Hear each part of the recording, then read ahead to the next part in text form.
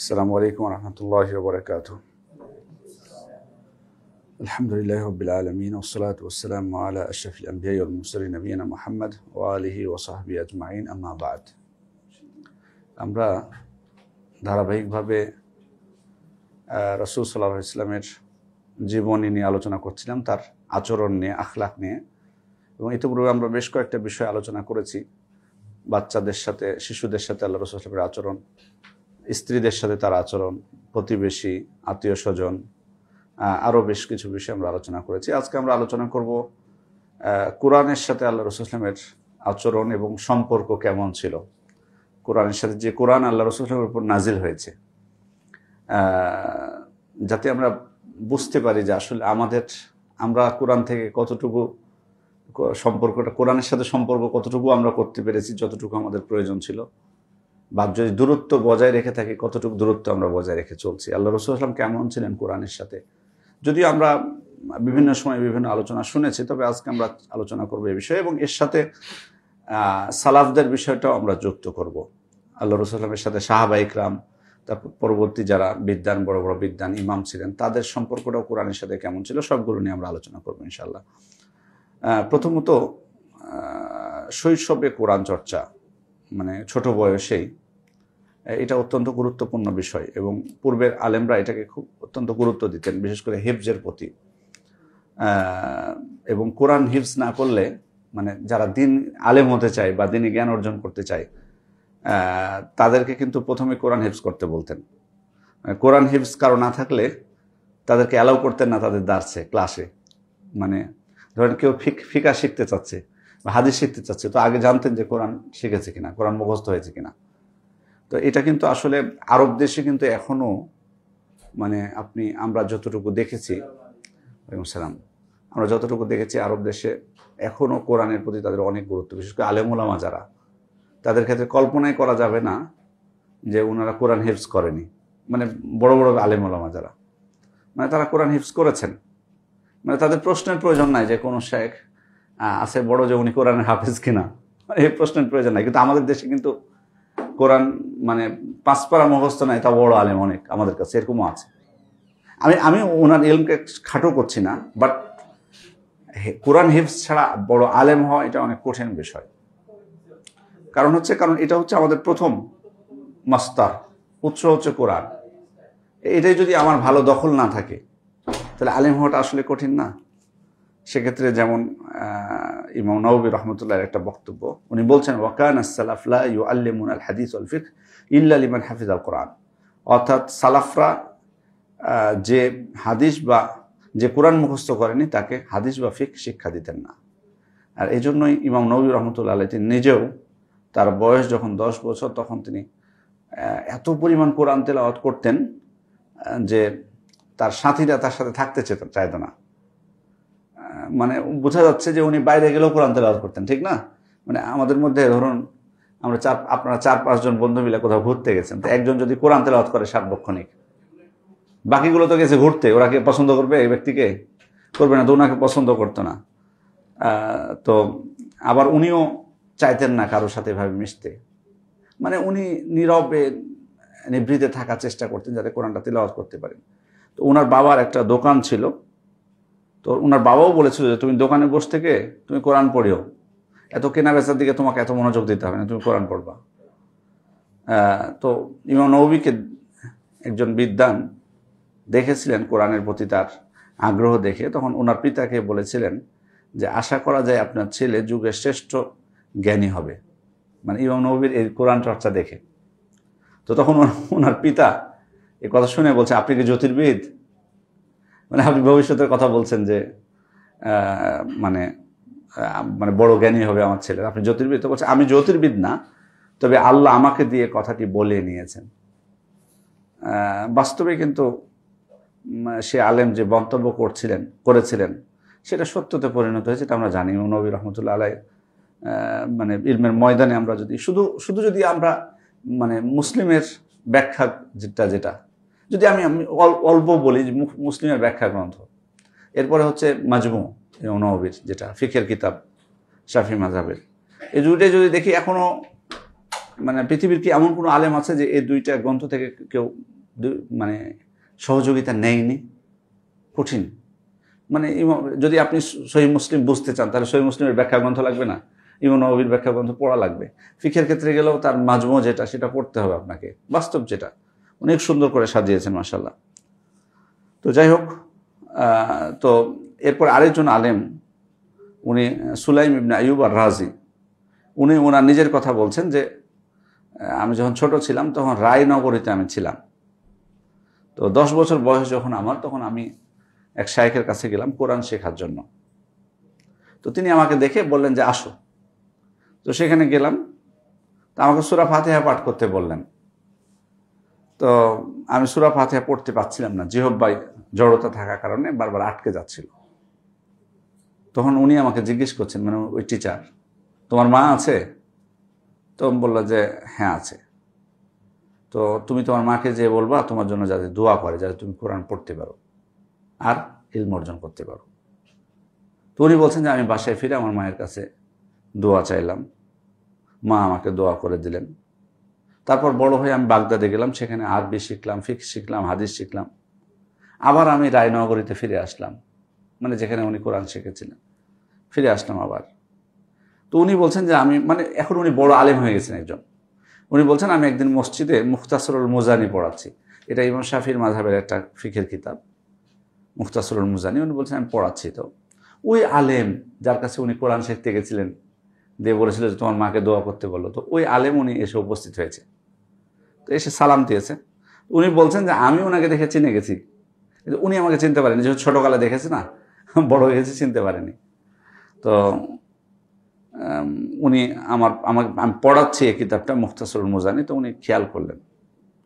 তো উনি মানে আসলে মানে উনি কি পড়াচ্ছেন এই বই থেকে, এটা ওই আলেম বুঝতে পারছেন না। মানে বইটা আসলে কঠিন, মাসালাগুলো কঠিন। তো উনি বলছেন যে এই বই এত কঠিন বই, এটা শেখা যাবে কিভাবে, একে জিজ্ঞেস করছে।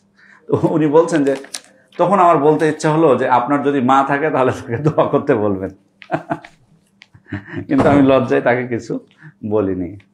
মোটা কথা হচ্ছে, খেয়াল করে দেখুন যে কোরআন দিয়ে শুরু করা, কোরআন চর্চা, পরে তো বড় আলেম হয়েছেন আলহামদুলিল্লাহ। তো এটা আমাদের সব প্রত্যেকেরই, আমাদের কিন্তু আমরা যারা আমাদের সন্ততিকেও কিন্তু আমরা অনেকে আছি আমরা আলেম বানাতে চাই। সেক্ষেত্রে এই বিষয়টা অবশ্যই খেয়াল রাখতে হবে যে কোরআনের হেফজের বিষয়টা, এটা অত্যন্ত গুরুত্বপূর্ণ বিষয়। এবং প্রাথমিক পর্যায়ে কোরআন পড়া, তারপরে কোরআন বোঝাটা। এই জন্য ইমাম ইবনে আব্দুল বার বলছেন ফাআউয়ালুল ইলমি হিফজু কিতাবিল্লাহ, প্রথম ইলম হলো কোরআন মুখস্থ করা, ওয়া তাফাহুমুহু, তা অনুধাবন করা, বোঝা। ওয়া কুল্লু মা ইউইনু আলা ফাহমি ফাওয়াজিবুন তালাবুহু মাহু, আর কোরআন অনুধাবনের জন্য সহায়ক জ্ঞান অর্জন করা, এটা অত্যন্ত গুরুত্বপূর্ণ বিষয়। এবার আমরা আসবো দেখে কোরআন পড়ার বিষয়টা। দেখে কোরআন পড়া, মুসহাফ দেখে কোরআন খুলে, এটা কিন্তু অনেক উপকার। 4টা উপকার বলা হয়। একটা হলো চোখের মাধ্যমে দেখার সব, কানের মাধ্যমে শোনার সব, জিহ্বার মাধ্যমে উচ্চারণের সব, আর হচ্ছে অন্তরের মাধ্যমে তাদাব্বুরের সব। মানে আসলে কোরআনটা, অনেকে এই প্রশ্নটা করেন যে কোরআন মুখস্থ পড়া বেশি উত্তম না কোরআন দেখে পড়া উত্তম, এটাকে এই প্রশ্ন আসে না, অনেকে কিন্তু করে। তো আসলে দুইটার ক্ষেত্রে কোনোটাকে আমরা প্রাধান্য দিতে যাব না। দেখে পড়াটাও অবশ্যই সালাফরা দেখে পড়তেন মুখস্থ থাকা সত্ত্বেও, এটারও আলাদা নেকি আছে। আবার আপনি মুখস্থ পড়লেও সমস্যা নেই, যেটার ক্ষেত্রে মানে আপনি স্বাচ্ছন্দ্য বোধ করবেন, সেটাকে অনুধাবন করবেন, আপনার অন্তর থেকে বোঝার চেষ্টা করবেন, যেটাই বেশি উপকার হয়। সেক্ষেত্রে কোনোটাকে পরিহার করা উচিত না, বা একটার উপর নির্ভরশীল হয়ে যায়। মাঝে মধ্যে দেখেও পড়তে হবে, মাঝে মধ্যে আপনার মুখস্থগুলো পড়তে হবে। ওসমান রাদিয়াল্লাহু আনহু বলতেন, লাউ আন্না কুলুবানা তাহারাত মা শাবিআত মিন কালামি রাব্বিনা, আমাদের অন্তরগুলো যদি পবিত্র হতো তাহলে কোরআন পড়ে পরিতৃপ্ত হতো না কখনো, মানে আরো পড়তে মন চাইতো। আমাদের অন্তরটা যদি পবিত্র হতো, কোরআন পড়ে আমরা তৃপ্ত হতে পারতাম না, সবসময় আরো বেশি পড়তে চাইতাম। উনি বলছেন, ইন্নী লা আকরাহু আন ইয়াতি আলাইয়া ইয়াউমুন লা আনজুরু ফিল মুসহাফ, আমার একটা দিনও এভাবে অতিবাহিত হয়নি যে আমি মুসহাফে এক নজর চোখ দিইনি, মানে কোরআনে এক নজর আমি দেখিনি। তার মানে বোঝা যাচ্ছে উনি দেখে পড়তেন, দেখেও পড়তেন, মুখস্থ ছিল দেখেও পড়তেন, এটা একটা বিষয়। তাহলে এখানে কোরআন দেখে পড়া। এরপরে আবু মুসা আল আশআরী থেকে বর্ণিত হয়েছে, ইন্নিলা আস্তাহি আল্লাহ আনজুরা কুল্লা ইয়াউমিন ফি আহদি রব্বি মাররা, প্রতিদিন একবার করে হলেও আমার রবের কোরআনের দিকে একবার নজর না বোলাকে আমি লজ্জাবোধ করি। আমর ইবনে কাইস উনি সুফিয়ান আস-সাউরি বলছেন যে এমন একজন ব্যক্তি ছিলেন যার কাছে আমি শিখেছি কোরআন তেলাওয়াত, ফারায়েজ, শিষ্টাচার। আমি তাকে বাজারে খোঁজ করতাম, যদি সেখানে না পেতাম তবে তার বাড়িতে পেয়ে যেতাম। তিনি তখন সালাতরত অবস্থায় থাকতেন অথবা মুসহাফ হাতে কোরআন তেলাওয়াত করতেন। তিনি এমনভাবে তেলাওয়াতে মশগুল থাকতেন যেন সব কিছু হারানোর আশঙ্কা করছেন। আর তাকে বাড়িতে না পাওয়া গেলে ঠিকই মসজিদে অথবা গোরস্থানে পাওয়া যেত, এমন সময় তিনি ফুফিয়ে ফুফিয়ে কাঁদছেন। আর কোরআনের ক্ষেত্রে নিয়মিত তেলাওয়াত করাটা এটা অত্যন্ত গুরুত্বপূর্ণ বিষয়। আপনারা জানেন যে আমাদের সালাফদের মধ্যে অনেকেই মানে 1 মাসে কেউ কোরআন খতম করতেন একবার, কেউ 10 দিনে করতেন, কেউ 3 দিনে। 3 দিনের কমে কোরআন খতম করা যাবে কিনা এটা নিয়ে আলেমদের মধ্যে কিন্তু মতনৈক্য আছে। মানে আল্লাহ রাসূল সাল্লাল্লাহু আলাইহি ওয়াসাল্লাম থেকে একটা হাদিস আছে, লা ইয়াফকাহু মান ক্বারাআহু ফি আকাল মিন সালাত, যে ব্যক্তি 3 দিনের কমে কোরআন খতম করে সে কোরআনকে হৃদয়ঙ্গম করতে পারে না। এই হাদিসের উপর ভিত্তি করে ওলামা ইকরাম বলছেন যে 3 দিনের কমে কোরআন খতম করা কেউ কেউ বলছেন যাবে না। তবে এটা ঠিক, কারণ আপনি যখন 3 দিনের কমে কোরআন খতম করতে চাইবেন তখন অনেক দ্রুত পড়া লাগবে না। দ্রুত পড়তে গেলে আমি কি তাদাব্বুর করতে পারবো, মানে একটু চিন্তা ভাবনা করতে পারবো, গবেষণা করতে পারবো না। কিন্তু কিছু কিছু ক্ষেত্রে আবার, যেমন হয়তো রমাদান মাসে লাইলাতুল কদরের রাত্রে, অথবা হয়তো মক্কার মসজিদে হারামে, সেখানে হয়তো আপনি বারবার কোরআন পড়তে চাচ্ছেন, এই সব ক্ষেত্রে হয়তো একটু তাড়াহুড়া করলেন, করা যায়। কিন্তু এমনি সাধারণ সময়ে আমরা চেষ্টা করতে হবে যে মানে খুব দ্রুত খতম না, বারবার 3 দিনে তো আসলে আমাদের সমাজে মানে এখন কি পাওয়া সম্ভব এরকম যে 3 দিনে খতম করে? রমজান মাসেও পাওয়া যাবে আপনাদের মনে হয়? চিনেন কাউকে যে 3 দিনে খতম করেছে? হ্যাঁ, 10 দিন ইতিকাফে বসে 10 দিনে করতে পারে, কারণ ওই সময়টা তো ফ্রি সময়, তো এমনি সময় আল্লাহ ভালো জানে। মানে আসলে করাটা এটা খুব মানে আমরা মানে এতটা ব্যস্ত হয়ে গেছি যে এটা কঠিন।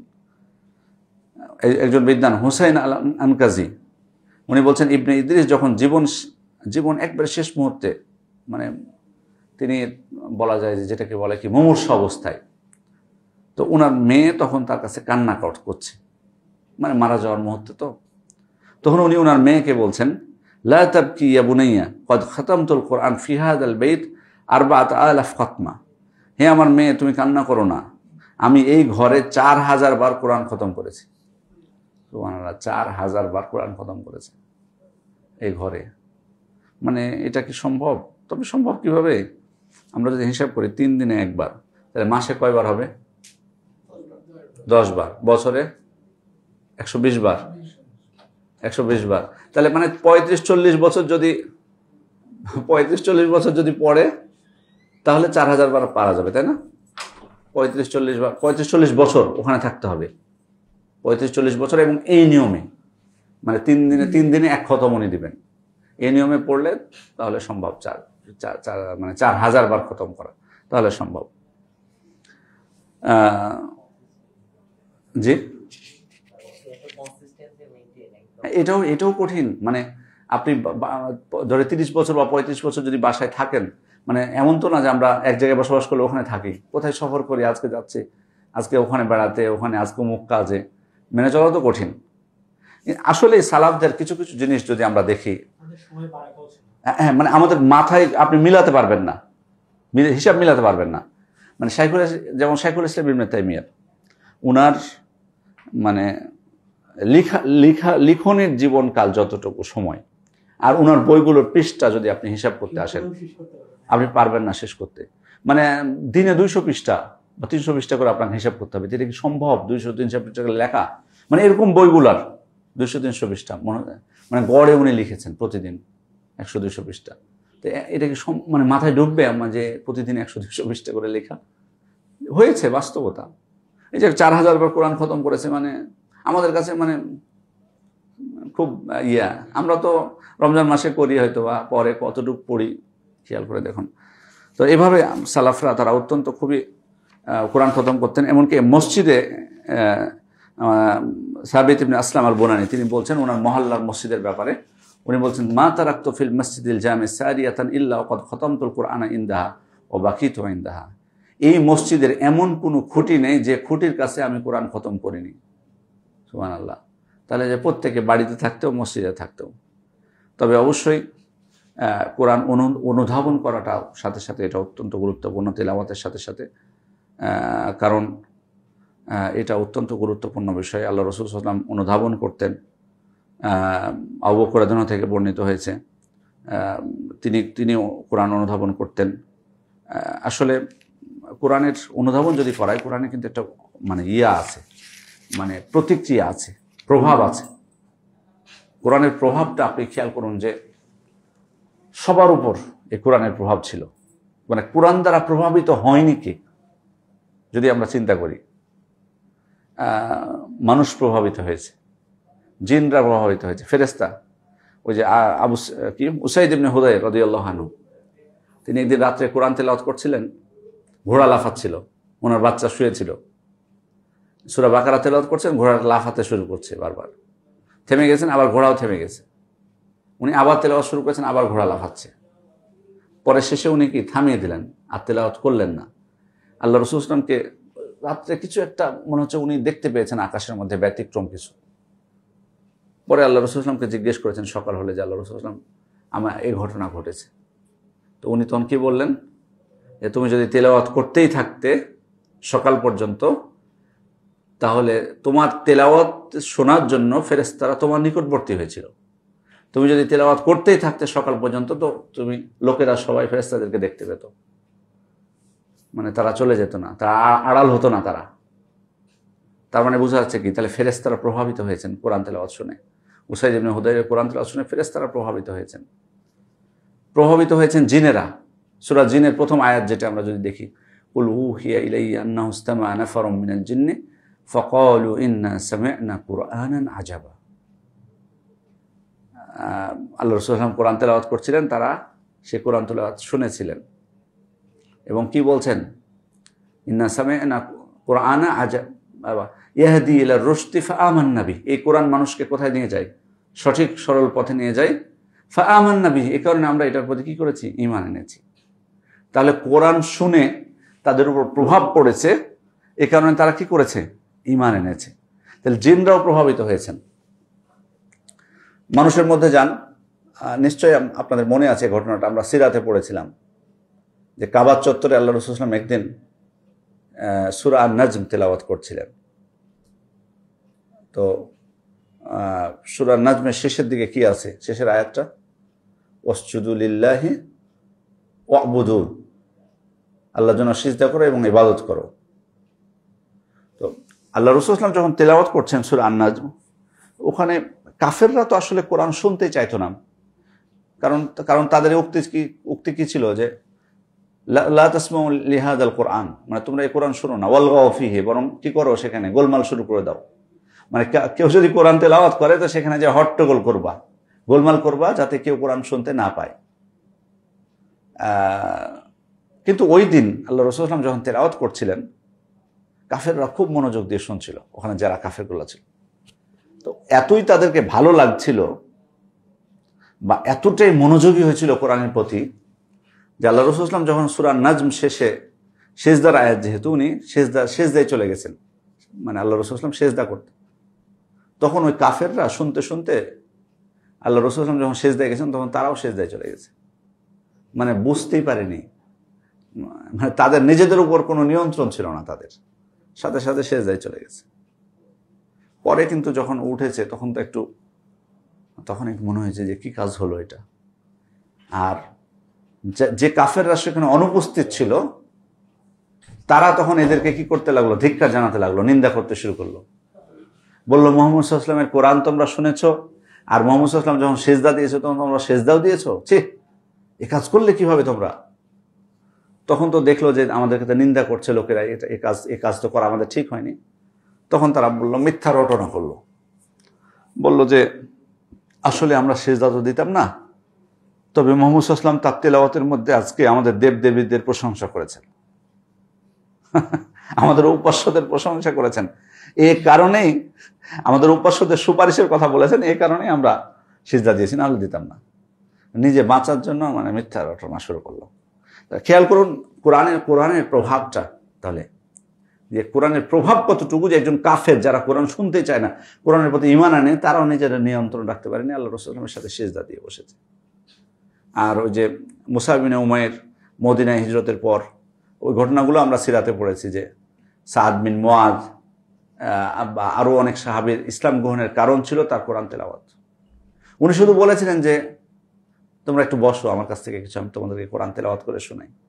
ঈমান গ্রহণ করাটা তোমাদের জন্য অপরিহার্য না। বাস কোরআন তেলাওয়াত করেছেন, মন নরম হয়ে গেছে, পরে ইসলাম গ্রহণ করেছেন। বহু প্রমাণ আছে এরকম। আল্লাহ রাসূল সাল্লাল্লাহু আলাইহি সাল্লাম, কারণ কি পবিত্র কোরআনে দেখুন একটি আয়াত সূরা হাশরের, লাউ আনজালনা হাযাল কুরআনা আলা জাবালিন লারাআইতাহু খাশিআম মুতাসাদ্দিআম মিন খাশিয়াতিল্লাহ ওয়া তিলকাল আমসালু নাদরিবুহা লিন-নাসি লাআল্লাহুম। এই কোরআন যদি আমি কোনো পাহাড়ের উপর নাজিল করতাম, তাহলে অবশ্যই তুমি তাকে আল্লাহর ভয়ে বিনীত ও বিদীর্ণ হতে দেখতে। ঠিক, মানে খেয়াল করেছেন, জড় পদার্থ, মানে তার মানে এই জড় পদার্থের উপরেও একটা প্রভাব পড়তো এই কোরআনের। ভয়ে মানে বিনীত হতো, বিদীর্ণ হয়ে যেত, ফেটে যেত। তো তার মানে বোঝা যাচ্ছে কোরআনের প্রভাবটা কতটুকু। আমাদের নবী সাল্লাল্লাহু আলাইহি সাল্লাম তিনি আব্দুল্লাহ ইবনে মাসউদ রাদিয়াল্লাহু আনহুকে বলছেন, ইকরা আলাইয়া, তুমি আমার সামনে তেলাওয়াত করো। তো আব্দুল্লাহ ইবনে মাসউদ রাদিয়াল্লাহু আনহু বলছেন, আকরা আলাইকা ওয়া আলাইকা উনজিল, আল্লাহ রাসূল আপনার সামনে আমি কোরআন তেলাওয়াত করব কিভাবে? আপনার প্রতি তো কোরআন নাজিল হয়েছে, কিভাবে আপনার সামনে আমি কোরআন তেলাওয়াত করতে পারি? তখন উনি বললেন, ইন্নী উহিব্বু আন আসমাহু মিন গায়রি, আমি ভালোবাসি অন্যর কাছ থেকে শুনতে। তো সূরা নিসার প্রথম থেকে তিনি তেলাওয়াত করতে শুরু করেছেন আব্দুল্লাহ ইবনে মাসউদ। তো এই আয়াত পর্যন্ত যখন গেছেন, ফাকাইফা ইযা জি'না মিন কুল্লি উম্মাতিন বিশাহিদিন ওয়া জি'না বিকা আলা হাউলাই শাহিদা, এই আয়াত যখন তেলাওয়াত করেছেন, অর্থাৎ সেদিন কেমন হবে যেদিন প্রত্যেক উম্মত থেকে একজন সাক্ষী আমি নিয়ে আসবো, এবং হে নবী আমি আপনাকে আপনার উম্মতের উপর সাক্ষী হিসেবে হাজির করব। আল্লাহ রাসূল সাল্লাল্লাহু আলাইহি ওয়াসাল্লাম তো সাক্ষী দিবেন, তাই না? আমাদের পক্ষেও দিবেন, শুধু পক্ষেরটা আমরা মনে করি, কিন্তু বিপক্ষেও কিন্তু দিবেন সাক্ষী। এ কোরআন নিয়েও কিন্তু উনি সাক্ষ্য দিবেন আমাদের বিপক্ষে। কি বলবেন আল্লাহ রাসূল সাল্লাল্লাহু আলাইহি ওয়াসাল্লাম? যে আমার উম্মত কোরআনকে কি করেছে? পরিত্যাগ করেছে। এটা আল্লাহ তাআলার কাছে বিচার দেবেন আল্লাহ রাসূল সাল্লাল্লাহু আলাইহি ওয়াসাল্লাম আমাদের নামে, যে আমার উম্মত কোরআনকে পরিত্যাগ করেছিল। তাহলে কোরআন আমরা তো আসলে বছরের বেশিরভাগ সময় কিন্তু পরিত্যাগ করি না। মানে রমাদান আসলে একটু গুরুত্ব দিই, নাহলে বেশিরভাগ সময় কোরআনকে পরিত্যাগ করি। হ্যাঁ, কোরআনকে পরিত্যাগ করা বলতে তেলাওয়াত পরিত্যাগ করা শুধু না, সব কিছুই, কোরআন বোঝা, কোরআনের প্রতি আমল করা, পরিত্যাগ করা, সব কিছু এটার অন্তর্ভুক্ত হবে। মোদ্দা কথা হচ্ছে, আল্লাহ রাসূল সাল্লাল্লাহু আলাইহি ওয়াসাল্লাম তিনি নিজেও প্রভাবিত হয়েছেন কোরআন দ্বারা, তাহলে জিনরা প্রভাবিত হয়েছে, ফেরেশতারা প্রভাবিত হয়েছে, মানুষ প্রভাবিত হয়েছে কোরআন দ্বারা। এরকম বহু প্রমাণ আছে আমাদের। আল্লাহ রাসূল সাল্লাল্লাহু আলাইহি ওয়াসাল্লামকে আবু বকর রাদিয়াল্লাহু আনহু বলছেন যে আল্লাহ রাসূল সাল্লাল্লাহু আলাইহি ওয়াসাল্লাম আপনি তো বৃদ্ধ হয়ে গেলেন। তখন রাসূল সাল্লাল্লাহু আলাইহি ওয়াসাল্লাম বললেন, সূরা হুদ, ওয়াকিয়া, সূরা মুরসালাত, সূরা নাবা, সূরা তাকবীর আমাকে বৃদ্ধ করে দিয়েছে। ইবনে আব্বাস রাদিয়াল্লাহু আনহু বলছেন, ইকরা মা তাসমাউহু উযুনাক ওয়া ইয়াফকাহু কলবুক, তুমি এমনভাবে কোরআন তেলাওয়াত করো যেন তোমার দুই কান সেটা শুনতে পায় এবং তোমার হৃদয় সেটা উপলব্ধি করতে পারে। এভাবে সাহাবা ইকরাম আবু বকর রাদিয়াল্লাহু আনহু যখন কোরআন তেলাওয়াত করতেন, কানা আবু বকর রাজুলান বাক্কা, আয়েশা রাদিয়াল্লাহু আনহা তার মেয়ে সাক্ষ্য দিচ্ছেন যে আবু বকর রাদিয়াল্লাহু আনহু একজন ক্রন্দনকারী ব্যক্তি ছিলেন। লা ইয়ামলিকু আইনাইহি ইযা ক্বরাআল কোরআন, তিনি যখন কোরআন পড়তেন তখন তার চক্ষুকে সম্বরণ করতে পারতেন না, মানে কান্না করতে শুরু করতেন। এটা শুধু মানে এমনি সাধারণ সময়ে না, এটা কিন্তু সালাতের সময়ও। এই জন্য আল্লাহ রাসূল সাল্লাল্লাহু আলাইহি ওয়াসাল্লাম যখন আবু বকর রাদিয়াল্লাহু আনহুর ব্যাপারে চিন্তা ভাবনা করছিলেন বা তার মনোভাব প্রকাশ করেছেন যে খলিফা হবেন তিনি, বা আবু বকর রাদিয়াল্লাহু আনহুকে আদেশ করেছিলেন সালাত আদায় করার জন্য, ইমামতি করার জন্য, তখন কিন্তু আয়েশা রাদিয়াল্লাহু আনহা আপত্তি করেছিলেন এই কারণে যে উনি তো একটুতে কান্না করে, সালাতের মধ্যে কোরআন তেলাওয়াত করতে শুরু করবে তখন কান্না করতে শুরু করবেন। তো এভাবে সাহাবা ইকরাম তারা নিজেরা অনুধাবন করার চেষ্টা করেছেন এবং প্রভাবিত হয়েছেন কোরআনের মাধ্যমে।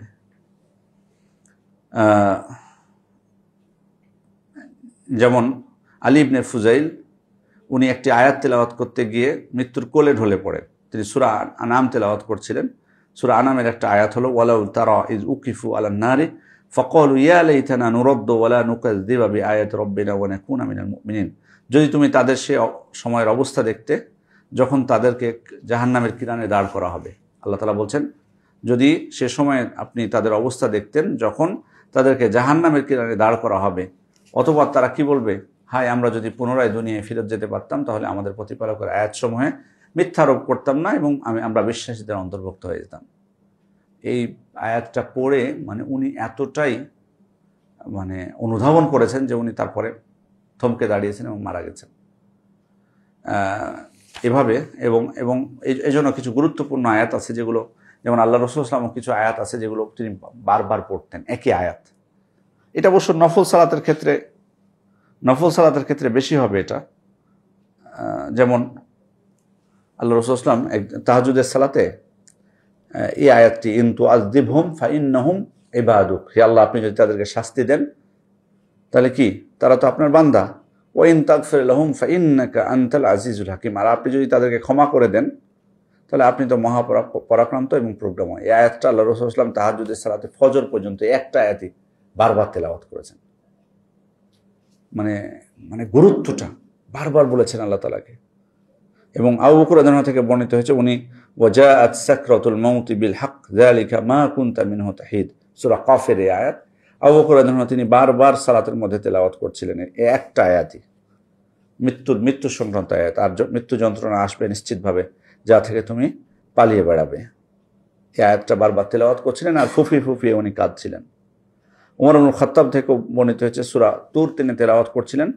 তিনি যখন এই আয়াতের কাছে আসতেন ইন্না আযাবা রাব্বিকা লাওয়াকি মা লাহু মিন দাফি, নিশ্চয় তোমার প্রতিপালকের শাস্তি অবশ্যই আসবে, একে প্রতিহত করার কেউ নেই। এই আয়াত দুইটা তিনি বারবার তেলাওয়াত করছেন এবং তিনি অসুস্থ হয়ে পড়তেন মাঝে মধ্যে এই আয়াত তেলাওয়াত করতে যেয়ে। মানে মোদ্দা কথা হচ্ছে যে কোরআন দ্বারা প্রভাবিত হওয়া, এই জিনিসগুলো কিন্তু আসলে সম্ভব কখন, যখন আমি অনুধাবন করব। মানে শুধু তেলাওয়াতেরও কিন্তু একটা গুরুত্ব আছে। আমি বলছি না যে শুধু তেলাওয়াতের গুরুত্ব নাই, কারণ এই জন্য তো আল্লাহ তাআলা বলেছেন কি এই মুমিনদের পরিচয় দিতে যে সূরা আনফালের প্রথম দিকে ওয়াইদা তুলিয়াত আলাইহিম আয়াতুহু যাদাতহুম ঈমানা, যখন তাদের সামনে কোরআনের আয়াত তেলাওয়াত করা হয় তখন তাদের কি হয়, ঈমান বৃদ্ধি পায়। তার মানে শুধু তেলাওয়াত শুনেও বৃদ্ধি পেতে পারে, ঈমান পায় না। সুন্দর তেলাওয়াত যখন আমরা শুনি অর্থ না বুঝে ঈমান বৃদ্ধি পায় না, ভালো লাগে না। কোরআনে কিন্তু অবশ্যই প্রভাব আছে, কিন্তু যদি আমি বুঝতে পারি এটা, এই জন্য কিন্তু আমাদের উচিত একটা জিনিস আমি আপনাদেরকে বলি সুযোগে, মানে সাধারণত সচরাচর যে সূরাগুলো আপনি তেলাওয়াত করেন, মানে আছি না আমরা, আমাদের তো অনেকেরই হয়তো বেশি, যারা আমরা হাফেজ না সাধারণ মানুষ, আমাদের তো সূরা কয়টা মুখস্থ থাকে, সর্বোচ্চ 10টা 15টা 20টা, ঠিক না? না আমি বলছি মুখস্থ করার চেষ্টা তো করতে থাকতে হবে। আরও ধরুন আপনার 15টা সূরা মুখস্থ আছে, যে সূরাগুলো আপনি সাধারণত সালাতে বারবার পড়েন, 15টা সূরা অনুবাদটা কমপক্ষে জানা, কমপক্ষে এই সূরাগুলো। আমি আপনাকে কিন্তু বলছি না যে অন্যগুলো অনুবাদ জানবেন না, কমপক্ষে এই সূরাগুলোর অনুবাদটা জানার চেষ্টা করা। তাহলে হবে কি, যখন আপনি তেলাওয়াত করবেন আপনার অর্থটা আপনার মাথায় চলে আসবে না, অনুধাবনটা আরও বেশি হবে না। একাগ্রতা কিভাবে আসবে সালাতের মধ্যে? এই যে আমাদের সালাতে আমাদের অভিযোগ করি না যে সালাতে একাগ্রতা নেই আমাদের। একাগ্রতা কেন? একাগ্রতার যে সমস্ত কারণে একাগ্রতা আমাদের আসে না তার অন্যতম একটা, অনেকগুলো কারণ আছে। মানে আসলে খুশু এবং খুদু দুটোই কিন্তু সালাতের মধ্যে প্রয়োজন। মানে আমার দেহ থাকবে একবারে সালাতের সাথে, মানে আপনার দেহ সালাতের সাথে আছে কি না একেবারে, এটা কিন্তু দেখে বোঝা যাবে। মানে ধরুন একজন মানুষকে আপনি দেখছেন সালাতে দাঁড়িয়েছে, এভাবে দাঁড়িয়ে মানে এদিকে আছে হয়তো মুখ, কিন্তু চোখ এদিকে যাচ্ছে বা এদিকে যাচ্ছে, আবার এদিক চুলকাচ্ছে ওইদিক চুলকাচ্ছে, এই করছে। মানে একে দেখে মনে হবে যে সালাতের মধ্যে আছে, মানে পূর্ণ মনোযোগ দিয়ে আছে, বোঝা যায় কিন্তু দেখে মানুষ, বোঝা যায় না। আর হলো মনটাও, মন যদি থাকে সালাতের সাথে তাহলে আপনার দেহও কিন্তু থাকবে পরিপূর্ণ। মনটা যদি আমার আল্লাহর সাথে আল্লাহর সাথে আমি কথা বলছি, তাহলে কিন্তু দেহও থাকবে। এটা অত্যন্ত গুরুত্বপূর্ণ জিনিস। তো যে কথা বলছিলাম যে আমি কোরআনের যেটা সূরাগুলো যেগুলো মুখস্থ আছে সেগুলো আমরা একটু অর্থগুলো জানার চেষ্টা করি, তাহলে একাগ্রতা চলে আসবে, আমি অনুধাবন করতে পারবো। এবং সাথে অন্যান্য দোয়াগুলো, মানে মুদ্রা কথা, সালাত শিক্ষার একটা বই নেবেন, বই নিয়ে সালাতের প্রথম থেকে শেষ পর্যন্ত দোয়াগুলোর অর্থ জানাটা, তাহলে আমি নিজে কি পড়ছি, আমার মধ্যে কি আসবে, একাগ্রতা আসবে, একনিষ্ঠতা আসবে, সেগুলো আমি অনুধাবন করতে পারবো প্রত্যেকটা দোয়া। এটা কি খুব কঠিন হবে? মানে এটা কি অনেক সময়ের ব্যাপার? মানে আমি যদি এখন আপনাদেরকে বলি যে সামনে 2 মাসে আপনারা কোরআন অনুবাদ শেষ করেন পড়ে, এটা হয়তো কঠিন মনে হতে পারে না? মনে হবে যে না, এটা পারবো, এত ব্যস্ততার মধ্যে পারবো কি পারবো না, এটা হয়তো কঠিন বলবেন। কিন্তু এই যে এটা যেটা আমি বলছি যে 10 থেকে 15টা সূরা যেগুলো সচরাচর আপনি সালাতে পড়েন, এটা অনুভব করেন। আর প্রথম থেকে সালাতের প্রথম থেকে শেষ পর্যন্ত যে দোয়া, যেমন প্রথমে দোয়াউল ইস্তিফতা পড়ি না আমরা, সুবহানাকাল্লাহুম্মা ওয়া বিহামদিকা ওয়া তাবারাকা ইসমুকা ওয়া তাআলা জাদ্দুকা ওয়া লা ইলাহা গায়রুকা, অথবা আল্লাহুম্মা বাঈদ বাইনি ওয়া বাইনা খাতায়ায়া কামা বা'আদতা বাইনাল মাশরিক, এই যে এটা। তারপর সূরা ফাতিহা, অন্য সূরা রুকুত তাসবিহ অর্থটা কি, উঠার পর কি বলতেছি, যে দোয়াটা বলছে ওই দোয়ার অর্থ কি, সেজদায়, সে 2 সেজদার মাঝখানে, তারপরে বৈঠকে বসে যেটা পড়ছি সেটার অর্থটা কি। খুব কিন্তু কঠিন হবে না। যে কোনো সালাত শিক্ষার বই আপনি যদি নেন, ওখানে কিন্তু অর্থ সুন্দরভাবে সব কিছুর লেখা আছে। তো এটা অত্যন্ত গুরুত্বপূর্ণ বিষয়, যাতে আমাদের মধ্যে একাগ্রতা আসে। সালাতের মধ্যে যদি একাগ্রতা না নিয়ে আসতে পারে, এটা কিন্তু মুমিনের পরিচয় হলো যে সে একাগ্রতা তার মধ্যে থাকবে, খুশুখুজু তার মধ্যে থাকবে। সেক্ষেত্রে এই অর্থ জানাটা এটাও কিন্তু একটা মাধ্যম। এরপরের হচ্ছে আমলটা, তেলাওয়াতের পাশাপাশি কি আমল, এটা অত্যন্ত গুরুত্বপূর্ণ বিষয়। সাহাবা ইকরাম যখন কোরআন শিখতেন বা তেলাওয়াত করতেন, তারা সে অনুযায়ী আমলও করতেন। এবং কোনো কোনো সাহাবী থেকে এজন্য বর্ণিত হয়েছে যে তারা খুব বেশি মানে যখন 10টা আয়াত মুখস্থ করতেন, তখন যতক্ষণ আমল না করতেন অন্য আরো 10টা আয়াত তারা যেতেন না। কানা রাজুলু মিন্না ইযা তাআল্লামা 10 আয়াতিন লাম ইউজাউযুহুন্না হাত্তা ইয়ারিফা মাআনিহুন্না ওয়াল আমাল বিহিন্না। আমাদের মধ্যে কোনো ব্যক্তি যখন 10টি আয়াত শিখতেন, তখন সে আয়াতগুলো অতিক্রম করতেন না যতক্ষণ না এগুলোর অর্থ জানতে পারতেন এবং সে অনুযায়ী আমল করতে পারতেন। তো এটা অত্যন্ত গুরুত্বপূর্ণ বিষয়, অর্থ অনুধাবন করা এবং নিজে আমল করার চেষ্টা করা। আল্লাহ রাসূল সাল্লাল্লাহু আলাইহি ওয়াসাল্লাম কোরআনের সাথে তার সম্পর্ক কেমন ছিল এটা বোঝার জন্য একটা হাদিসই মনে হয় যথেষ্ট। আল্লাহ রাসূল সাল্লাল্লাহু আলাইহি ওয়াসাল্লামের চরিত্র সম্পর্কে জিজ্ঞেস করা হলো আয়েশা রাদিয়াল্লাহু আনহা, তখন কি বলেছিলেন? কানা খুলুকুহু জি কানা খুলুকুহু আল কোরআন, কোরআনই হচ্ছে তার চরিত্র। তাহলে এটাই যথেষ্ট। যা মানে যদি আমরা বলি, এক কথায় বলি, এই হাদিসটাই যথেষ্ট যে কেমন ছিলেন আল্লাহ রাসূল সাল্লাল্লাহু আলাইহি ওয়াসাল্লাম কোরআনের সাথে। মানে পুরো কোরআনটাকে উনি বাস্তবে বুঝে, মানে বাস্তব রূপ দান করেছেন সেটার, যে কোরআনের আমল কিভাবে করতে হয়, কোরআনের আমল কিভাবে করতে হয়, সে জিনিসটা তিনি দেখিয়ে দিয়ে গেছেন। তারপর তেলাওয়াতের ক্ষেত্রে তো আমরা জানি রমাদান মাসে জিবরিল আলাইহিস সালাম আসতেন প্রতি বছর, যে বছর মারা গেছেন ওই বছর 2 বার, আর প্রতি রমজানে আসতেন। এবং আল্লাহ রাসূল সাল্লাল্লাহু আলাইহি ওয়াসাল্লাম দুইজন পরস্পরকে কি করতেন? কোরআন শোনাতেন। তাহলে আল্লাহ রাসূল সাল্লাল্লাহু আলাইহি ওয়াসাল্লাম কোরআনের সাথে এবং তেলাওয়াতের ক্ষেত্রে আপনারা জানেন যে আল্লাহ রাসূল সাল্লাল্লাহু আলাইহি ওয়াসাল্লাম লম্বা তেলাওয়াত করতেন, নফল সালাতে, তাই না? লম্বা তেলাওয়াত করতেন, পা ফুলে যেত। তার মানে কি? মানে আল্লাহ রাসূল সাল্লাল্লাহু আলাইহি ওয়াসাল্লাম রাত্রে সালাত আদায় করতেন, সালাত আদায় করতে করতে তার পা ফুলে যেত। ওই জন্য আয়েশা রাদিয়াল্লাহু আনহা জিজ্ঞেস করেছেন যে কি বলেছিলেন তিনি, যে লিমা তাসনাউ হাযা ওয়া ক্বাদ গুফিরা লাকা মা তাকাদ্দামা মিন যামবিকা ওয়া মা তাআখার। আল্লাহ রাসূল, আপনার পূর্বের এবং পরের সব পাপ আল্লাহ ক্ষমা করে দিয়েছেন, আপনি এত কষ্ট করছেন কেন? তখন কি বলেছেন? আফালা আকুনু আবদান শাকুরা, আমি কি আল্লাহর কৃতজ্ঞ বান্দা হব না? তাহলে কত কোরআন তেলাওয়াত করতেন। আব্দুল্লাহ ইবনে মাসউদ বলছেন যে একদিন আল্লাহ রাসূল সাল্লাল্লাহু আলাইহি ওয়াসাল্লামের পাশে দাঁড়ালাম সালাত আদায় করার জন্য। তো সালাতে দাঁড়িয়ে উনি বলছেন যে আমি মন্দ কাজের ইচ্ছা করে ফেললাম, মন্দ কাজে, হামামতু বিআমরিন সু, মন্দ কাজের ইচ্ছা। তখন সবাই বললেন, কি মন্দ কাজের ইচ্ছা হয়েছে আপনার? মানে খারাপ ইচ্ছা করে ফেললাম, উনি বলছেন আল্লাহ রাসূলের পাশে দাঁড়িয়ে। তখন উনি কি বলছেন? হামামতু আন আজলিস ওয়া আদাউ, আমার মনে হয়েছিল যে আমি বসেই পড়ি। মানে এত লম্বা করেছেন আল্লাহ রাসূল সাল্লাল্লাহু আলাইহি ওয়াসাল্লাম। উনি বলছেন মনে হচ্ছে আমার বসে পড়ি, আমি আর পাচ্ছি না দাঁড়িয়ে থাকতে। কত লম্বা করতেন। আরেকজন সাহাবী উনি বলছেন রাত্রের সালাত আল্লাহ রাসূল সাল্লাল্লাহু আলাইহি ওয়াসাল্লাম পড়ছেন, ওনার পাশে দাঁড়িয়েছেন। সূরা ফাতিহার পর আল্লাহ রাসূল সাল্লাল্লাহু আলাইহি ওয়াসাল্লাম সূরা আল বাকারা তেলাওয়াত শুরু করেছেন। তো উনি বলছেন যে তেলাওয়াত অনেক লম্বা করলেন, তো আমার মনে হলো যে উনি 100 আয়াত অবশ্যই পড়বেন আজকে, সূরা বাকারা 100 আয়াত কমপক্ষে পড়বেন। তো 100 আয়াত শেষ হলে উনি কন্টিনিউ তেলাওয়াত চালিয়ে যাচ্ছেন। তখন আমার মনে হলো সূরা বাকারা উনি শেষ করে ফেলবেন আজকে। সূরা বাকারা শেষ করে আল্লাহ রাসূল সাল্লাল্লাহু আলাইহি ওয়াসাল্লাম তেলাওয়াত কন্টিনিউ বলতে সূরা নিসা শুরু করলেন, সূরা নিসাও শেষ করে ফেললেন, তারপরে সূরা আলে ইমরান শুরু করলেন। আবার এক রাকাতের ঘটনা এটা, এক রাকাতে। সুবহানাল্লাহ, কত কোরআন তেলাওয়াত করতেন আল্লাহ রাসূল সাল্লাল্লাহু আলাইহি ওয়াসাল্লাম। তেলাওয়াত করেছেন, সেটাকে নিজের আমল করেছেন, অনুধাবন করেছেন। এই জন্য মানে আমল করার উদ্দেশ্যে কোরআন তেলাওয়াত করা। আমল হবে কিভাবে? কোরআন যেটাকে হালাল করেছে সেটাকে আমি হালাল করব, কোরআন যেটাকে হারাম করেছে সেটাকে আমি হারাম হিসেবে নিয়ে সেটা থেকে বিরত থাকব। আর রাত্রে কোরআন তেলাওয়াত করা, এটার আলাদা গুরুত্ব আছে। রাতের বেলায় মানে বিশেষ ফজিলত এটা যে কিয়ামতের দিন কোরআন কিন্তু আমাদের জন্য কি করবে? সুপারিশ করবে। কোরআন আমাদের জন্য সুপারিশ করবে। তো সেখানে যেটা বলবে কোরআন, আই রব মানাতুহু নাওম বিল-লাইল ফাশাফিনি ফিহি, হে আমার রব, আমি তাকে রাতের বেলা ঘুমাতে বাধা দিয়েছিলাম, অর্থাৎ সে রাত জেগে কোরআন তেলাওয়াত করেছে, সুতরাং তার ব্যাপারে তুমি আমার সুপারিশ গ্রহণ করো। তাহলে কোরআন বলবে এটা। তাহলে এখানে কখন তেলাওয়াতের কথা বলা হচ্ছে? রাত্রের বেলায়।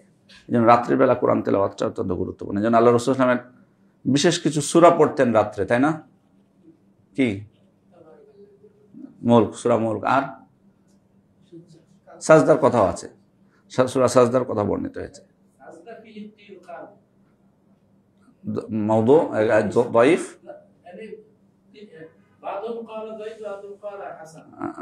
আমলযোগ্য, আল্লাহ কুল্লি হাল ইনশাআল্লাহ আমলযোগ্য। জি জি, আল্লাহ কুল্লি হাল আমলযোগ্য ইনশাআল্লাহ। সূরা মুলক, সূরা মুলকটা প্রমাণিত, এবং এটাকে বলা হয়েছে আল মানিয়া।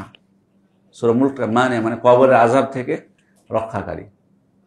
এটা অনেকে জিজ্ঞেস করে যে এটা কি ঘুমের জিকিরের অন্তর্ভুক্ত? এটা আসলে ঘুমানোর জিকিরের মধ্যে আসেনি। এটা রাত্রে তেলাওয়াত। রাত্রে বলতে রাত যখন হয়ে যাবে, সন্ধ্যা হয়ে যাবে, তখন থেকে ইনশাল্লাহ আমরা তেলাওয়াত করতে পারবো। ঈশার পরে তেলাওয়াত করলে ভালো, কিন্তু যদি আপনি মাগরিবের পরেও তেলাওয়াত করেন কোনো অসুবিধা নেই। এবং এই সূরাগুলো নিয়মিত পড়লে উপকার কি বলেন তো? আর একটা উপকার আছে, মুখস্থ হয়ে যাবে না বারবার পড়লে। যে সূরাগুলো বারবার কন্টিনিউ পড়া হয় বা শুনবেন আপনি যখন, বা নিজে পড়বেন, এমনিতে কিন্তু মুখস্থ হয়ে যাবে বারবার পড়লে। মুখস্থ করে, ধরুন আপনার ইচ্ছা নেই মুখস্থ করা, তবুও আপনি মুখস্থ করে ফেলবেন নিয়মিত পড়লে। তাহলে এক্ষেত্রে আমার আমলও করা হচ্ছে, আবার কোরআনটা আমার মুখস্থ করা হচ্ছে। এরপর হচ্ছে নীরবে নিভৃতে চেষ্টা করা। এবং আরেকটা বিষয় বলে রাখি যে সালাফরা খেয়াল করুন যে রমাদানের তেলাওয়াতের প্রস্তুতি স্বরূপ শাবান মাস থেকে ঘরের দরজা বন্ধ করে দিয়ে কোরআন তেলাওয়াত করতেন। খেয়াল করেছে, শাবান মাস থেকে রমজানের প্রস্তুতি স্বরূপ। কানাল মুসলিমুন ইজা দাখালা শাবান ইনকাবু আলাল মাসাহিফ ফাকরাউহা ওয়া আখরাজু যাকাতা আমওয়ালিহিম। এবং এই শাবান মাসে তারা যাকাতও বের করতেন সম্পদের। কেন? তাকওয়িয়াতান লিদ-দাঈফ ওয়াল মিসকিন আলা সিয়ামে রমাদান, যেন গরিব মিসকিনরা কি করতে পারে? স্বাবলম্বী হতে পারে রমাদানে। আমরা খেয়াল করেছেন আমরা যাকাত দিই কখন? হ্যাঁ, শেষের 10 দিন। মানে আমি বলছি না যে দেওয়া যাবে না, মানে আমরা একটা উদ্দেশ্য নিয়ে বেশিরভাগই যাকাত রমজানে দেয় না, শেষ 10 দিনে রমজানে কিন্তু দেওয়া হয় আমাদের দেশে। মানে রমজানে ওনাদের আমলটা দেখুন, ওনারা শাবান মাসে। আচ্ছা, যাকাতটা আসলে রমজানে যদি আমি দিতে চাই, সব সম্পদের নিসব কি রমজানে আমার পূর্ণ হয়? মানে নিসব মানে হাউল পূর্ণ হয়, বছর পূর্ণ হয় রমজানে যে সব সম্পদের? তাহলে আমরা শুধু রমজানে দিব কিভাবে? হ্যাঁ, একটা পথ আছে অবশ্য, যেটা রমজান মাসে যে পূর্ণ হচ্ছে যে সম্পদ 1 বছর, ওটা তো দিবই। আর যেটা রমজানের পরে পূর্ণ হবে সেটার অগ্রিম দেওয়া যাবে, অগ্রিম যাকাত দেওয়া যায়। আব্বাস রাদিয়াল্লাহু আনহুকে আল্লাহ রাসূল অনুমতি দিয়েছে, অগ্রিম দেওয়া যাবে। তাহলে যেটা আমার মানে রবিউল আউয়াল মাসে, সফর মাসে বা জিলহজ মাসে মানে 1 বছর পূর্ণ হবে, ওইটা আমি অগ্রিম রমাদানে দিয়ে দিতে পারবো, ওই হিসেবে দেওয়া যাবে। কিন্তু দেরি করা যাবে না আবার। মানে রজব মাসে জাকাত মানে 1 বছর পূর্ণ হয়ে গেছে আমার সম্পদ নিসব পরিমাণ, আমি কিন্তু ওইটাকে রমাদান পর্যন্ত নিয়ে আসতে পারবো না। তখন মানে অগ্রিম দেওয়া যায় কিন্তু দেরি করার সুযোগ নেই। আমি যে জিনিসটা বলছিলাম খেয়াল করে দেখুন, মানে ওনারা তো অবশ্যই বেশি বেশি দান করতেন রমাদান মাসে, আল্লাহ রাসূল করতেন, কিন্তু জাকাতটা ওনারা আগেই বের করে দিচ্ছেন কেন? রমাদানের প্রস্তুতি শুরু। কারণ একটা জিনিস আপনি মনে রাখবেন, কেন ওনারা জাকাতটা আগে বের করতেন বলেন তো? মানে রমাদানে বের করলে অসুবিধা কোথায়? নিজেদের সময়টাও বেঁচে গেল, ইবাদতে মশগুল থাকবে, আবার ওই টাকাটা যাদেরকে দিবে তারা উপকৃত হবে রমাদানে। এটা একটা। আর হলো নিজেরাও আগে প্রথমটা যেটা বলেছেন, হিসাব নিকাশ না করে ওই সময়টাই। হ্যাঁ, জাকাত বের করা কিন্তু এত সহজ জিনিস না। মানে যাদের কম সম্পদ তাদেরটা তো সহজ। জাকাত মানে আমরা সমস্যা হচ্ছে কোথায়, যে জাকাত ইবাদতটা, এটা তো ইবাদত। এই ইবাদতটা শুধু কি মানে দেওয়া, মানে টাকা পয়সা দেওয়া, নাকি তার আগে কিছু করণীয় আছে? হিসাব করা। এটা কিন্তু মানে আমরা কেন ওনারা করতেন? কারণ ওনারা সম্পদের হিসাব করে, একটা সময় যাবে না, ওনারা চেষ্টা করতেন যে ওই সময়টা যাতে রমাদানে যাতে সময় নষ্ট না হয়। কারণ নফল সালাত, সিয়াম, কোরআন তেলাওয়াত যাবতীয় কাজে ওনারা ব্যস্ত থাকবেন। তাই এই জন্য কিন্তু সময়ের বিষয় এটা, যে আমার কোথায় কতটুকু সম্পদ আছে, কোথায় কতটুকু কি আছে, একটু হিসাব করতে হবে। হিসাব করার পর আমি বের করবো। হিসাব ছাড়া আমি টাকা দিয়ে দিলাম আন্দাজের উপর ভিত্তি করে, না, চলবে না। এটা এটা এটা ইবাদত পরিপূর্ণতা হলো না। আমাকে আগে জাকাত বের করার আগে আমাকে হিসাব করতে হবে আমার সম্পদ কতটুকু আছে, তারপরে আমাকে জাকাত বের করতে হবে।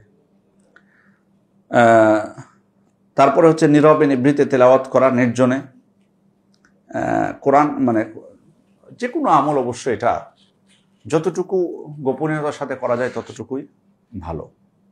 যেমন রাসূলুল্লাহ সাল্লাল্লাহু আলাইহি ওয়াসাল্লামের হাদিস একটি সুনানে তিরমিজি, আবু দাউদ, নাসাইতে এসেছে, আল জাহিরু বিল কুরআন কাল জাহিরি বিস সাদাকা, প্রকাশ্যে কোরআন তেলাওয়াতকারী প্রকাশ্যে দানকারীর মতো। ওয়াল মুসিরু বিল কুরআন কাল মুসিরি বিস সাদাকা, আর গোপনে কোরআন পাঠকারী গোপনে দানকারীর মতো। গোপনে দানটা সব থেকে উত্তম না? মানে প্রকাশ্যে দান করা কি নাজায়েজ? না, মানে প্রকাশ্যে দান করা জায়েজ, প্রকাশ্যে দান করাটা জায়েজ, মানে এটা আমরা নাজায়েজ বলতে পারবো না। প্রকাশ্যে দান করা কি জায়েজ। ইন তুবদু সাদাকাতি ফানি'মাহি, তোমরা যদি প্রকাশ্যে দান করো তাহলে এটা কি ভালো। ওয়া ইন তুখফুহা ওয়া তুতুহাল ফুকারা ফাহুয়া খায়রুল লাকুম, আর যদি এটাকে গোপন করে দাও আরো ভালো, এটা আরো উত্তম। কিয়ামতের দিন 7 প্রকার ব্যক্তিকে আল্লাহ তাআলা তার বিশেষ ছায় বা আরশের ছায় আশ্রয় দিবেন। তার মধ্যে এক প্রকার এটা না, রাজুলুন তাসাদ্দাকা বিসাদাকাতিন ফাআখফাহা, একজন ব্যক্তি দান করলেন এবং তিনি সেটাকে কি করলেন? গোপন করলেন। হাত্তা লা তা'লামা শিমালুহু মা তুনফিকু ইয়ামিনুহু, যাতে তার ডান হাত কি দান করছে বাম হাত সেটা জানতে না পারে। তো এই দানের ক্ষেত্রে গোপন দান যেমন উত্তম, তেমনি কোরআন তেলাওয়াতের ক্ষেত্রেও গোপনে তেলাওয়াত করা এটা কি উত্তম। তবে প্রকাশ্যে তেলাওয়াত করতে কোনো অসুবিধা নেই। তবে রিয়ার বিষয়টা বা অন্যান্য আরও সমস্যা হয়তো আসতে পারে, যে কারণে সালাফদের মধ্যে তারা গোপনে তেলাওয়াত করতেন। এবং ইবনুল জাওজি রাহমাতুল্লাহ আলাইহি বলছেন, কানা আমলুর রবি ইবনে খুসাইম কুল্লুহু সিররান, মানে রবি বিন খুসাইমের নফল আমলগুলো সবগুলো তিনি গোপনে করতেন।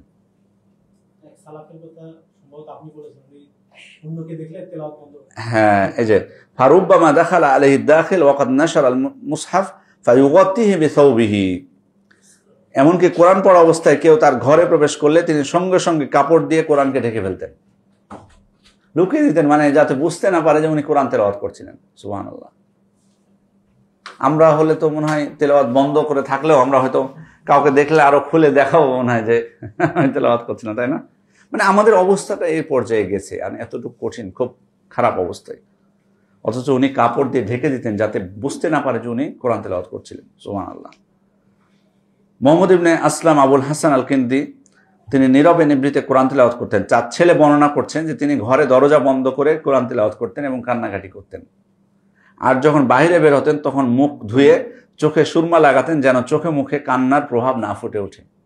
মানে উনি যে আল্লাহর জন্য কেঁদেছেন এটা যাতে মানুষ বুঝতে না পারে, ওই জন্য কি করতেন? মুখ ধুয়ে চোখে সুরমা দিতেন যাতে বুঝতে না পারে যে কান্নাকাটি করেছে। সুবহানাল্লাহ।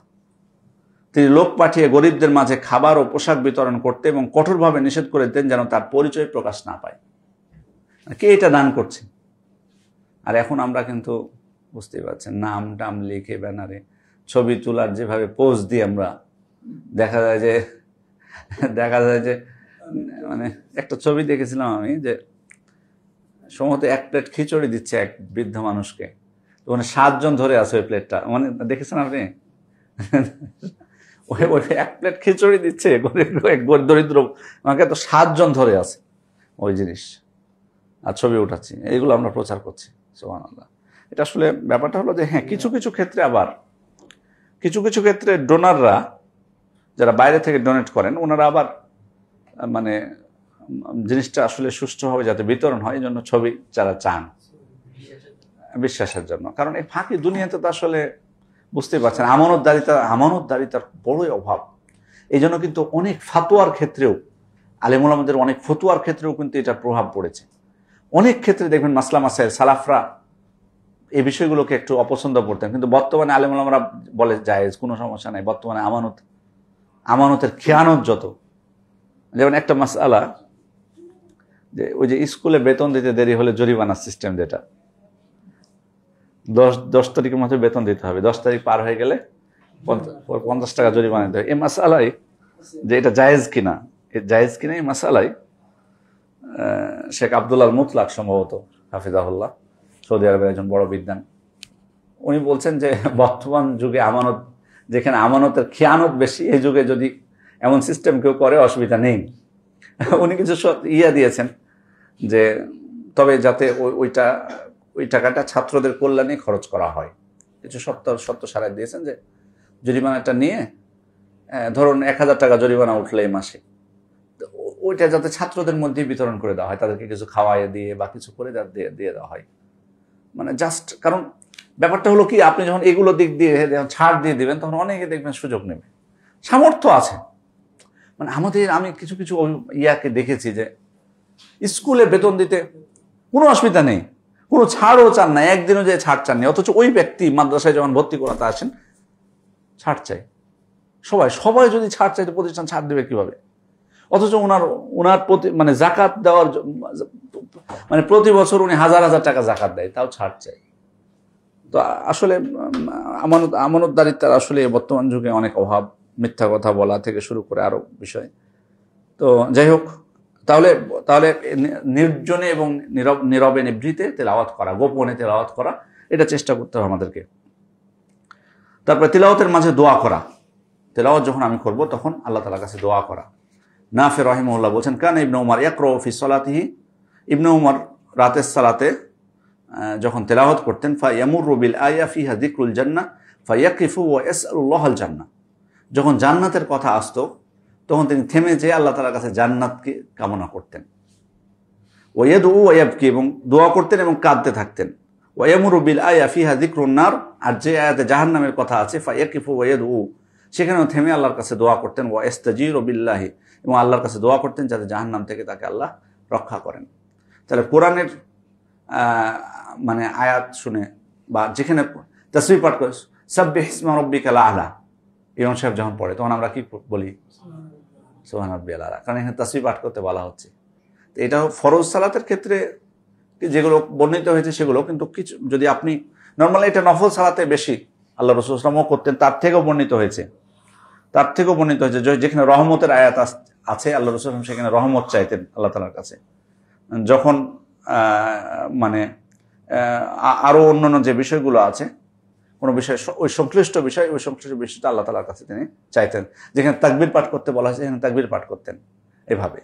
তো এটা বেশি, এই আমলটা বেশি আমরা করার চেষ্টা করব কোথায়? নফল সালাতে।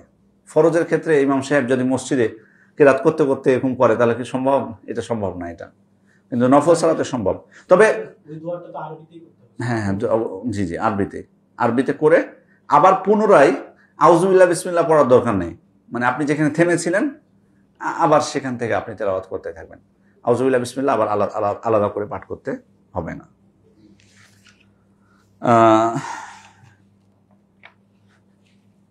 এরপর হচ্ছে বিপদ আপদ এবং রোগে কোরআন তেলাওয়াত করা। যে কোনো বিপদ আপদের সময়ে কোরআন তেলাওয়াত করা। মানে আপনি হয়তো বা কোনো বিষয় নিয়ে চিন্তিত আছেন, টেনশন করতেছেন। একবার একজন সাহেব বলছেন, একবার না, তাবিদের কথা, আমিও ওমর ইবনে আব্দুল আজিজ খুবই বিষণ্ণ সময় পার করছিলাম। এশার সালাতের আজান দেওয়া হলো, তিনি সালাত আদায় করে ঘরে প্রবেশ করলেন, ভিতরে বেশিক্ষণ অবস্থান করেননি। তারপর বেরিয়ে এসে সংক্ষিপ্তভাবে 2 রাকাত সালাত আদায় করলেন এবং কোরআন খুলে সূরা আনফাল পড়া শুরু করলেন। সালেহ আল মুররি রাহিমাহুল্লাহ বলছেন যে একবার আমার স্ত্রী পক্ষাঘাতে আক্রান্ত হয়েছিল, আমি তার পাশে কোরআন তেলাওয়াত করায় সে সুস্থ হয়ে গেল। খেয়াল করেছেন, কোরআনটা শিফা না? কোরআনটা কিন্তু শিফা, পুরো কোরআনটাই শিফা। আর যদি আপনি কোরআনের কোনো একটা মানে কিছু আয়াতকে নির্দিষ্ট করতে চান, তাহলে সেটা আবার দলিল দ্বারা প্রমাণিত হতে হবে। মানে নর্মাল আমভাবে পুরো কোরআনটাই কি শিফা আমাদের জন্য। সেক্ষেত্রে কোরআনের যে কোনো আয়াত পড়ে আল্লাহ তাআলার কাছে আমরা আরোগ্য কামনা করতে পারি। আর যদি বিশেষ কোনো আয়াত আপনি বারবার মানে ওইটাই পড়েন, তাহলে ওটা প্রমাণিত হতে হবে, নির্দিষ্ট যদি করতে চাই। যেমন কি আছে, সূরা ফাতিহা 7 বারের কথা এসছে। তারপরে সূরা ইখলাস, নাস, ফালাক, সূরা কাফিরুন, এরপরে সূরা বাকারা শেষ 2 আয়াত, আয়াতুল কুরসি। আবার সূরা বাকারাটাও পরিপূর্ণ হবে, যে আলে ইমরান, সূরা কাফ, বিশেষ বিশেষ যে সূরাগুলো সেগুলো যদি আমরা আর যদি পুরো কোরআনটাই আসলে শিফা। তো উনি বলছেন যে আমার স্ত্রী অসুস্থ হয়েছিল, আমি কোরআন তেলাওয়াত করলাম, তারপর সে সুস্থ হয়ে গেল। তো উনি বলছেন যে বিষয়টি আমি গালিব আল কাত্তান রাহিমাহুল্লাহকে বললাম। তো উনি কিন্তু কোরআন তেলাওয়াত করার পর ওনার স্ত্রী যখন সুস্থ হয়ে গেছে, উনি একটু আশ্চর্য হয়েছে। মানে উনি নিজে আশ্চর্য হয়ে গেছে যে কোরআন পড়ার কারণে অসুখ ভালো হয়ে গেল। তো তখন উনি আরেকজনের সামনে যে বলছেন ঘটনাটা, যে আমি কোরআন তেলাওয়াত করেছি আর কোরআন তেলাওয়াতের মাধ্যমে আমার স্ত্রী সুস্থ হয়ে গেছে। তখন উনি বলছেন উত্তরে, যার সামনে বলছেন, ওয়াল্লাহি লাউ আন্নাকা হাদ্দাসতানি আন্না মাইয়াতান কুরিআ আলাইহিল কোরআন ফাহুইয়া মা কানা যালিকা ইনদি আজাবান। বলছে তুমি এটা আশ্চর্য হওয়ার কি, তুমি যদি এসে আমাকে বলতা, উনি বলছেন তুমি যদি আমাকে এসে বলতা যে আমি এক মৃত ব্যক্তির পাশে কোরআন তেলাওয়াত করেছি, কোরআন তেলাওয়াত করার কারণে সে জীবিত হয়ে গেছে, এটা বললেও আমি আশ্চর্য হতাম না। মানে কোরআনের প্রভাবটা কত, এটা তো হওয়া সম্ভব না। এটাকে হওয়া সম্ভব যে মৃত ব্যক্তির পাশে যে কোরআন পড়লে ও জেগে যাবে? এটা সম্ভব না। বাট উনি বলছেন যে কোরআনের প্রভাবটা এত, তুমি এটা তো আশ্চর্য হওয়ার কি আছে, তোমার স্ত্রী সুস্থ হয়ে গেছে কোরআন তেলাওয়াত শুনে, এটা আশ্চর্য হওয়ার কিছু নেই, এত আশ্চর্য হওয়ার কিছু নেই। বরং তুমি যদি আমাকে এসে বলতা যে আমি এক মৃত ব্যক্তির পাশে কোরআন পড়েছি আর কোরআন তেলাওয়াতের কারণে সে জেগে গেছে বা মানে জীবিত হয়ে গেছে, তবুও আমি বিশ্বাস করতাম এটা। তার মানে তারা কোরআনটাকে কত গুরুত্ব দিতেন এবং সর্ব অবস্থায় তারা কোরআন তেলাওয়াত করার চেষ্টা করতেন। মুকিম অবস্থায় হোক, সফরে থাকুক। আল্লাহ রাসূল সাল্লাল্লাহু আলাইহি ওয়াসাল্লাম আবু মুসা আল আশআরী, মুআয ইবনে জাবালকে তিনি ইয়েমেনে পাঠিয়েছেন। তারা সফরে কোরআন তেলাওয়াত করেছে, কিয়ামুল লাইল করেছে, দাঁড়িয়ে বসে সওয়ারি অবস্থায় শেষ পর্যন্ত। জুনাইদ ইবনে মুহাম্মদ রাহিমাহুল্লাহ যখন মৃত্যুশয্যায়, তখন তিনি কোরআন তেলাওয়াত করছিলেন। দিনটি ছিল জুমার দিন। এমন মুমূর্ষ অবস্থায় তাকে কোরআন পাঠ করতে দেখে আবু মুহাম্মদ আল জুরাইরি তাকে বললেন, হে আবুল কাসেম, নিজের প্রতি একটু দয়া করুন। তখন তিনি বললেন, খুব শীঘ্রই আমার আমলনামা খাতা গুটিয়ে নেওয়া হবে, আর এই মুহূর্তে আমার জন্য কোরআন তেলাওয়াতের চেয়ে অধিক প্রয়োজনীয় আর কিছুই নেই। সুবহানাল্লাহ, মৃত্যুশয্যায় তখন, ওই সময়ও তিনি কোরআন তেলাওয়াত করছেন। এভাবে মানে আমাদের নবী সাল্লাল্লাহু আলাইহি ওয়াসাল্লামের জীবনে কোরআন তেলাওয়াত করা আমরা দেখলাম যে তিনি কত তেলাওয়াত করতেন, নফল সালাতের মধ্যে তেলাওয়াত করতেন। কোরআন দ্বারা তিনি প্রভাবিত হয়েছেন, অন্যর কাছ থেকে কোরআন শুনেছেন, কোরআন তার জীবনে বাস্তবায়ন করেছেন, তার চরিত্রটা ছিল কোরআনের মতো। সাহাবায়ে কেরাম আমরা দেখলাম যে তারা কোরআনটাকে কত গুরুত্ব দিতেন, তেলাওয়াত থেকে শুরু করে অনুধাবন। এবং এই জিনিসটার ক্ষেত্রে আমাদের যথেষ্ট কমতি আছে। আমরা মানে বাচ্চাদেরকে আসলে, আমি শেষ যে পয়েন্টটা নিয়ে আলোচনা করব, যে আমরা কিন্তু আমাদের সন্তানদেরকে আমরা অনেক সময় হেফজ করাই। হেফজ শেষ হয়ে গেলে হেফজটা কিন্তু রাখার চেষ্টা করতে হবে। মানে শুধু হেফজ কমপ্লিট হয়ে সার্টিফিকেট পেয়ে গেলে এটাই কি সফলতা? সারা জীবনটা যাতে মুখস্থ থাকে, সারা জীবন যাতে মুখস্থ থাকে, এই চেষ্টাটা করতে হলে আমাদেরকে কিন্তু সারা জীবন মুখস্থ থাকে এরকম পরিবেশে তাকে রাখতে হবে, ঠিক না? এরকম পরিবেশে তাকে রাখার চেষ্টা করতে হবে যাতে সারা জীবন সে মুখস্থ করে রাখতে পারে, কোরআনটা ভুলে না যায়। সেজন্য তার পড়াশোনাটা যদি কোরআন কেন্দ্রিক হয় তাহলে এটা আরো ভালো। আসলে কিন্তু কোরআন মুখস্থ করার পর মানে এটা ধরে রাখাটা মানে যদি আমরা একটু সজাগ হই কঠিন কিছু না। আমাদের দেশে আসলে কোরআন হিফজ করে অনেকে হাই স্কুলে ভর্তি হয়, মানে জেনারেল সাবজেক্টে পড়তে যায়, তারপরে কিন্তু আর কোরআনের সাথে কোনো চর্চা রাখে না। মানে ওদের অনেক সময় মানে জুজ আম থেকে আপনি ধরলেও পারে না, মানে এত কঠিন অবস্থা। বাস্তবে কোরআন পড়া অবস্থাতে মনে থাকে না, অনেক সময় ভুলে নিয়মিত চর্চার পরেও কিন্তু অনেক সময় ভুলে যায় না, ভুলে যায়। তো এটা মানে চর্চাটা অত্যন্ত আসলে গুরুত্বপূর্ণ একটা জিনিস। সেক্ষেত্রে আমাদের কোরআনটা যাতে মুখস্থ করালাম, কোরআনটা যাতে অনুধাবন করতে পারে সে শিক্ষার মধ্যে রাখা উচিত, যাতে কোরআনটাকে কি করতে পারে, অনুধাবন করতে পারে, কোরআন অনুযায়ী আমল করতে পারে এবং কোরআনের অন্যকে কোরআন শিক্ষা দেওয়া, এটা অত্যন্ত গুরুত্বপূর্ণ বিষয়। দুটাই কিন্তু গুরুত্বপূর্ণ। কি খায়রুকুম মান তাআল্লামাল কুরআনা ওয়া আল্লামাহু, তোমাদের মধ্যে সর্বোত্তম সে যে কোরআন শিখলো এবং অন্যকে শেখালো। এবং আল্লাহ রাসূল সাল্লাল্লাহু আলাইহি ওয়াসাল্লাম এত গুরুত্ব দিয়েছেন যে তিনি কোরআন যাদের মুখস্থ বেশি তাদেরকে ইমামতের ক্ষেত্রে প্রাধান্য দিয়েছেন। যদিও কোনো কোনো রিওয়ায়াতে মানে সুন্নাতের বিষয়ে বেশি যে জানতা তার কথা বলা হয়েছে, কিন্তু কোরআনটাকে কিন্তু একাধিক হাদিসে গুরুত্ব দেওয়া হয়েছে। তারপরে এটা তেলাওয়াতটা, যার কোরআন মুখস্থ বেশি, যে সুন্দর করে তেলাওয়াত করতে পারে তাকে গুরুত্ব দেওয়া হয়েছে, ইমামতের ক্ষেত্রে হয়নি। ওই জন্য একজন সাহাবীর বয়স যে 6 বছর না কত বছর ছিল, তখন তিনি তার সম্প্রদায়ের কি করতেন, ইমামতি করতেন ওই সময়, যেহেতু তার বেশি মুখস্থ ছিল, ছোট্ট বাচ্চা। এমনকি সেজদায় গেলে মানে সবকিছু উন্মুক্ত হয়ে যেত। পরে তো একজন নারী বললেন যে তোমাদের ইমাম সাহেবের তো সবকিছু খুলে যাচ্ছে, সেজদায় যাচ্ছে, তখন তোমাদের একটা কাপড় কিনে দাও। তারপর কাপড় কিনে দেওয়া হলো। ওই ঘটনা যেটা ওখানে কিন্তু বলা হয়েছে ওনার বয়স 6 বা 7 ছিল, কিন্তু উনি ইমামতি করতেন। কেন করতেন? ওই যে সূরা মুখস্থ ছিল বেশি। আল্লাহ রাসূল সাল্লাল্লাহু আলাইহি ওয়াসাল্লাম কোথাও পাঠাতেন কাউকে, যখন কোনো মানে গাজওয়ায় সারিয়ায়, তখন তিনি কার কোরআন মুখস্থ বেশি এটাও কিন্তু দেখতেন। অন্যান্য সবকিছু দেখার থেকে কোরআন মুখস্থ কার বেশি এটাও কিন্তু আল্লাহ রাসূল সাল্লাল্লাহু আলাইহি ওয়াসাল্লাম খেয়াল করতেন। জি জি জি জি জি জি কোরআন মুখস্থ এটাকে প্রাধান্য দিতেন। এরপরে উহুদের যুদ্ধে যারা শহীদ হয়েছিলেন তাদেরকে লাশ দাফনের ক্ষেত্রে কাদের প্রাধান্য আগে পাবে, সেক্ষেত্রে উনি জিজ্ঞেস করছিলেন যে কার কোরআন মুখস্থ আছে বেশি। তাহলে মারা যাওয়ার পরেও, জীবিত অবস্থায় এবং মারা যাওয়ার পরেও কোরআনটা মানে কার বেশি চর্চা আছে, আল্লাহ রাসূল সাল্লাল্লাহু আলাইহি ওয়াসাল্লাম সেটা খোঁজ নিয়েছেন। তো এই জন্য প্রত্যেকের আমাদের উচিত হবে কোরআনটাকে গুরুত্ব দেওয়া, বিশেষ করে বিশুদ্ধ তেলাওয়াতটার প্রতি গুরুত্ব দেওয়া। মানে আমরা ছোট থেকে যেভাবে পড়ে আসছি ওভাবে যাতে সেটার মতো না থেকে থাকে।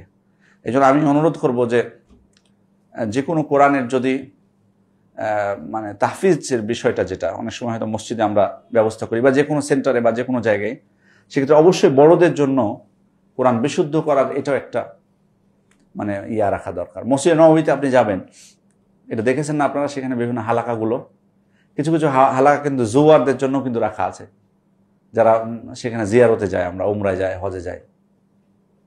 7 দিন, আপনি 7 দিনটা এটা কিন্তু কম না। যদি মাগরিব থেকে এশা পর্যন্ত বসেন, সূরা ফাতিহা বা অন্যান্য ছোট ছোট সূরাগুলো ওরা কিন্তু কিছুটা হলো তেলাওয়াতটা বিশুদ্ধ হবে। সেক্ষেত্রে আমি মনে করি যে আমাদের তেলাওয়াতটা বিশুদ্ধ করা আর কোরআনের সাথে চর্চা রাখাটা বিভিন্ন পারিবারিকভাবে আমরা করতে পারি না, এগুলো পারিবারিকভাবে করতে পারি না। এই যে কিছুদিন আগে এখানে আমি ছবি দেখলাম, পাঠচক্র করছিল এখানে, দেখলেন না? আমি ছবি দেখেছি ফেসবুকে, পাঠচক্র গত সপ্তাহে মনে হয়, কোন দিন যেন পাঠচক্র করছে। তো এই পাঠচক্র আপনি আপনার বাড়িতে করতে পারেন না? সম্ভব কিনা? কঠিন কিছু না, কিন্তু উদ্যোগ নিলেই হয়। আমি একবার করেছিলাম একটা পারিবারিকভাবে, আপনার প্রতি সপ্তাহে 10 পৃষ্ঠা করে, 20 পৃষ্ঠা এক পারা হয় সাধারণত, 10 পৃষ্ঠা করে প্রতি সপ্তাহে। মানে সবাই 10 পৃষ্ঠা পড়বে আগে, একবার দুইবার যতবার পড়বে, তারপরে কিছু প্রশ্ন দিতাম। মানে এই জিনিসটা কোন সূরার কত নম্বর আয়াতে আছে, কিন্তু কোরআন কিন্তু সামনে রেখে উত্তর দিতে হবে, খুঁজতো। আধা ঘন্টা সময় দিতাম 5টা প্রশ্নে, এবার কোরআন খুলে খোঁজা শুরু করতো। বুঝতে পারছেন যে কোথায় আছে। আপনি একবার তো পড়েছেন, তখন তো শিক্ষা পেয়েছে, এবার খুঁজতে যেয়ে কিন্তু অনেক সময় এক আয়াতের পিছনে 2-3 বার কিন্তু খুঁজতে যাবে। বুঝতে পারেননি ব্যাপারটা? এটা কোনো কি কোরআনটা চর্চা হলো এটা। তো এটা কিন্তু আপনারা পারিবারিকভাবে করতে পারেন, এই পাঠচক্রটা, কোরআনের অনুবাদগুলো। তাহলে কি হবে, আমি অনুধাবন করতে পারবো এটা। কারণ এটা আসলে সত্যি কথা, আমাদের আলেম হতে হলে, মানে আলেম হতে হলে তো এটা জরুরি বিষয়, পুরো কোরআনটা বোঝার চেষ্টা করা, তাফসিরটা জানা, ব্যাখ্যাটা জানা। যাই হোক, আমরা আমাদের সর্বোচ্চটুকু চেষ্টা করব কোরআনের সাথে, যাতে আমাদের সম্পর্কটা আরও গভীর হয়, কোরআনটা ভালো করে আমরা বুঝতে পারি, সে অনুযায়ী আমরা আমল করতে পারি। তো আজকে এ পর্যন্ত, ইনশাল্লাহ পরবর্তীতে ইনশাল্লাহ আমরা রাসূল সাল্লাল্লাহু আলাইহি ওয়াসাল্লামের জীবনের অন্য বিষয় নিয়ে আমরা আলোচনা করব বিইজনিল্লাহ।